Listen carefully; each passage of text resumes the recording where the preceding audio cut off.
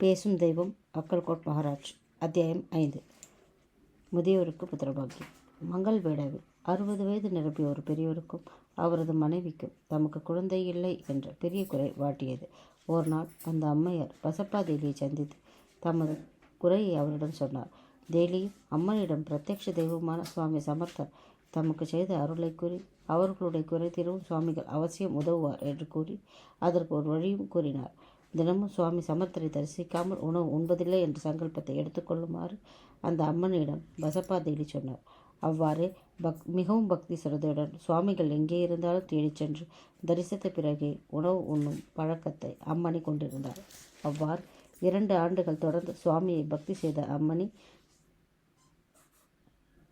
மீது குருநாதருக்கு கருணை பிறந்தது. ஒரு நாள் சுவாமியை தரிசிக்க வந்த அம்மனிடம், அம்மா, எதிரே இருக்கும் அந்த மரத்தின் காம்புகளை எடுத்து சர்க்கரை கலந்து சாப்பிட்டாயானால் உனது குறை நீங்கும் என்று அருளினார். அப்படியே செய்த அந்த அம்மனியும் கருத்தரித்து ஒரு வருடத்தில் அழகான ஆண் குழந்தையை ஈன்றெடுத்தார். அதனை சுவாமிகளின் பாதைகளில் வைத்து ஆசி பெற்று அந்த தம்பதியினர் மகிழ்ச்சியுடன் சென்றனர். சமர்த்தர் என்றால் எதையும் சாதிக்க வல்லவர் என்பதை இந்த முதிய தம்பதியருக்கு குழந்தை பாக்கியம் அருளிய கருணையினாலும் நாம் அறிவோம். குருகடாட்சம் பரிபூர்ணம்.